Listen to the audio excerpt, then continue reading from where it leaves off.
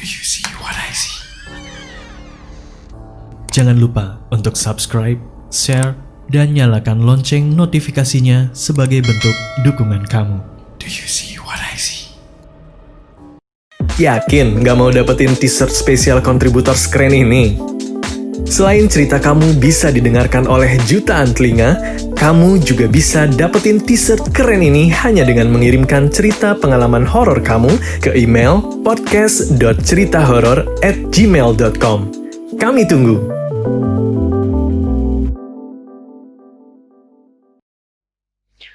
Halo semuanya, nama gue Markus. Gue mau ceritain tentang pengalaman horor gue bersama sepupu gue. Jadi gue dan sepupu gue itu hobi jalan bareng. Kami tuh kayak memang karena usianya gak jauh beda, sebaya lah, bisa dibilang sebaya. Kita memang sering jalan bareng. Salah satu kegiatan yang sering kita lakukan itu ke puncak.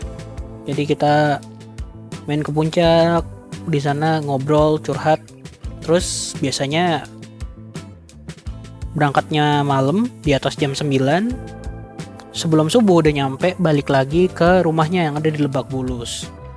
Nah, kebetulan karena pandemi, kita udah agak jarang ngelakuin itu.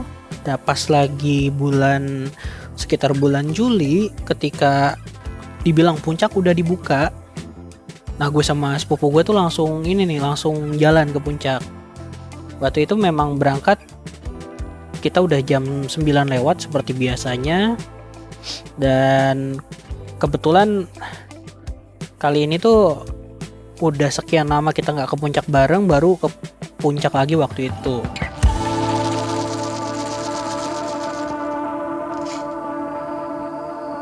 Perjalanan berangkat tuh dari Lebak Bulus sampai Bogor tuh gak ada masalah. Kita juga bawa motor, gak ngebut, santai.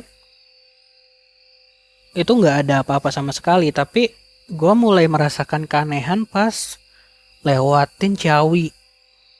Jadi lewatin Ciawi itu entah kenapa gue dan sepupu gue pribadi sih, sepupu gue gak terlalu ngerasain, tapi gue pribadi ngerasa jalur puncak itu lebih gelap dari biasanya. Kayak kalau kalian nonton video itu kayak brightness-nya diturunin gitu. Kalau lihat foto ya brightness-nya diturunin. Gue mikir apakah mata gue yang salah, atau mungkin karena saking lamanya gue gak ke puncak, perasaan gue aja kali gitu. Ya gue gak terlalu mikirin, gue cuma mikir, oh yaudah berarti gue harus lebih hati-hati aja nih. Takutnya memang di mata guanya yang kurang bagus. Nah, pas jalan ke atas itu biasanya sih kita sering ngalamin tuh kondisi dimana di satu tempat kita bisa nyium bau melati di tengah jalan. Dan itu udah biasa banget gitu, udah jadi kebiasaan. Dan gue pun sadar, gue dan sepupu gue cukup peka soal itu. Tapi kali ini lucunya malah gue gak ngerasain, cuma gue ngerasa semua tempat tuh gelap. Bahkan paling parah tuh ketika udah mulai ke daerah yang kebun teh.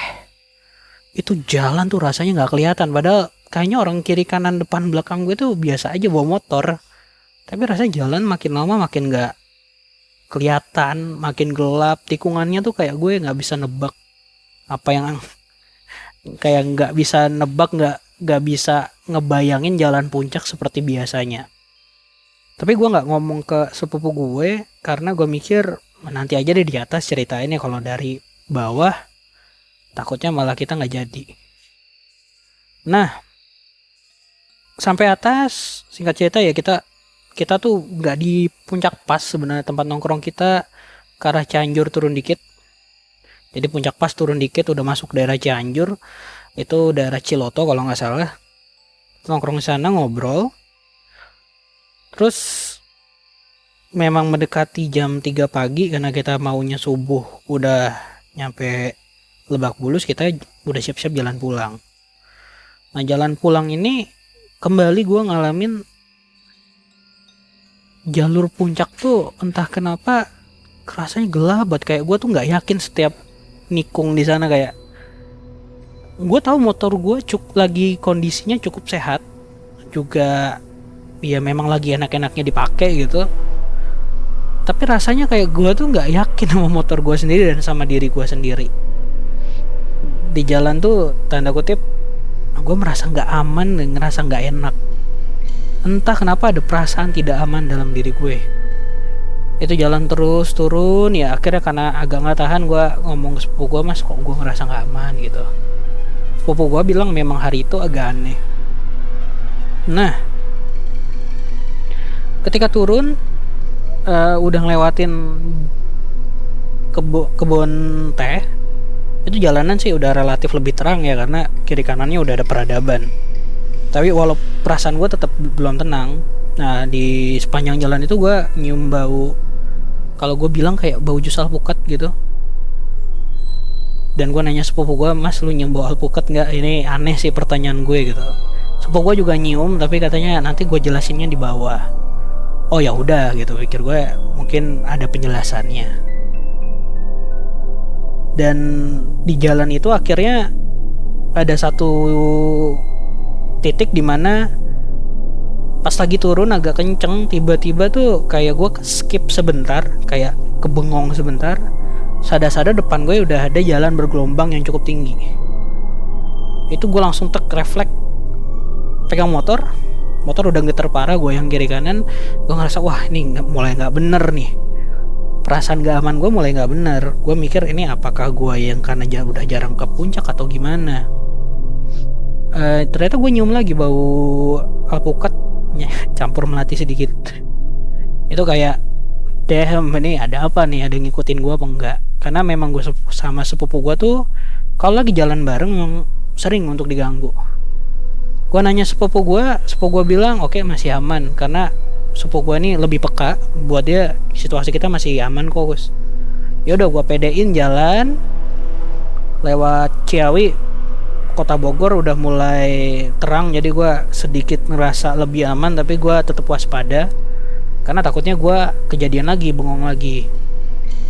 Nah, setelah lewat Eka Lokasari, nah masuk jalan Pajajaran, entah kenapa gue tuh fokus mata gue tuh kayaknya ditarik terus menerus ke kiri. Gue juga nggak ngerti kenapa. Sampai lewat Tugu Kujang muterin kebun raya, kan memang jalurnya sekarang dibuat seperti itu sama pemerintah. Mata gue tuh selalu fokus ke kiri. Gue juga bingung kenapa, tapi gue juga nggak nanya sepupu gue karena gue mikir gue kayaknya sugesti aja. Terus gue jalan dan akhirnya ngelewatin daerah Jambu 2. Teman-teman yang rumahnya di Bogor pasti tahu itu di mana. Nah, gue masuk ke jalan Soleh Iskandar karena memang jalur gue lewatin daerah Semplak, Kemang, berikutnya sampai nanti tembus jalan raya Parung Bogor Jakarta, terus lanjut sampai Lebak Bulus. Pas lagi di jalan Soleh Iskandar, di situ memang pasti akan lewat sebuah underpass. Gue fokus lihat ke depan, terus gue kayak sekilas lihat ke atas, yang gue lihat kayak kain lusuh gitu, terus atasnya ada hitam-hitam. Gue mikirnya spanduk. Logika gue langsung mikir paling spanduk, karena setahu gue memang sering ditaruh spanduk di sana buat promosi. Nah, gue tanya ke sepupu gue, kenapa mas? Ya ternyata ada sesuatu di situ. Jadi sepupu gue tuh melihat ada, ya kalian tau lah tante berdaster yang suka terbang gitu, kuntilanak. Dia lihat itu ternyata dari samping awalnya terbang ke atas underpass. Jadi kayak jembatan di atas underpass itu. Dia nongkrong di sana udah kayak waspada, kayak udah bersiap kan nyerang kita. Takutnya dia ngagetin kita, terus gue yang kaget kan, terus tiba-tiba gue jatuh atau malah nabrak. Nah, ternyata gara-gara sepupu gue bilang klakson 3 kali, gue juga lihat ke atas, refleks. Ternyata gue tegesin ya bener gitu. Gue lihat sesosok makhluk itu gitu, yang rambut panjang. Gue lihat waktu rambut panjang dengan kain putih, daster putih lusuhnya itu. Dan gue langsung ini sih mengarahkan diri gue untuk lihat ke jalan, karena takutnya gue juga hilang fokus kalau lihat ke situ terus.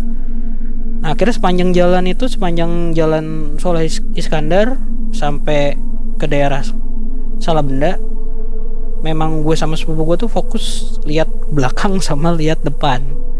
Lihat depan ya takut dia ada gangguan lagi depan, terus lihat belakang takutnya dia ngikutin, karena ya ngeri, karena kita berdua ngeliat gitu, takutnya dia ngikutin.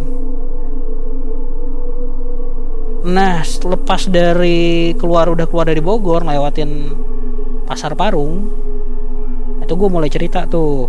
Gue bilang, Mas, tadi gue di Jalan Pajajaran kok refleks lihat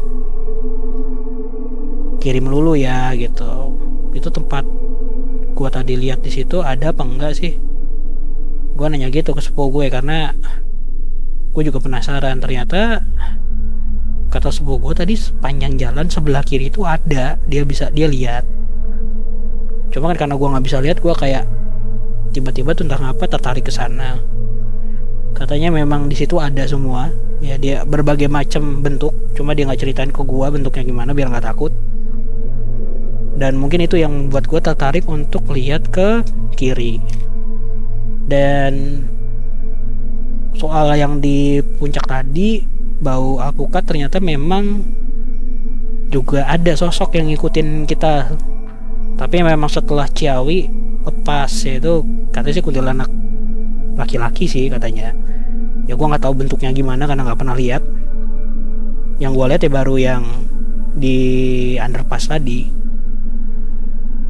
Untungnya sampai rumah jalan selamat. Cuma memang hari itu gue memutuskan menunggu sampai agak siang untuk pulang, karena gue takut sendirian dalam kondisi masih agak lelah, diserang. Dan ya hari itu sih mungkin satu hal yang gue pelajarin dari gue yang biasa naik motor bareng dia adalah tetap konsen kalau di jalan, jangan sampai ke distraksi. Karena kalau sampai ke distrak, ya mereka sebenarnya berusaha distrak kita buat bikin kita celaka. Jangan sampai kita ke distrak. Gitu aja. Thank you untuk kalian yang udah mau dengar cerita gue.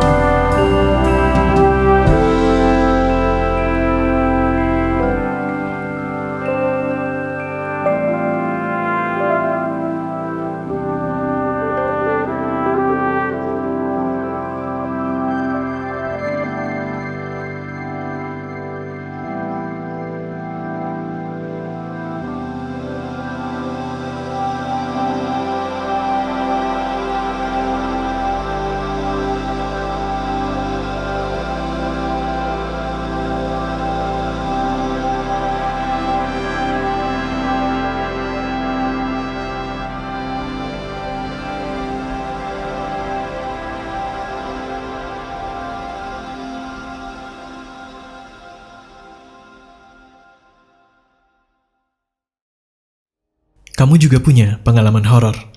Kirim cerita kamu ke alamat berikut.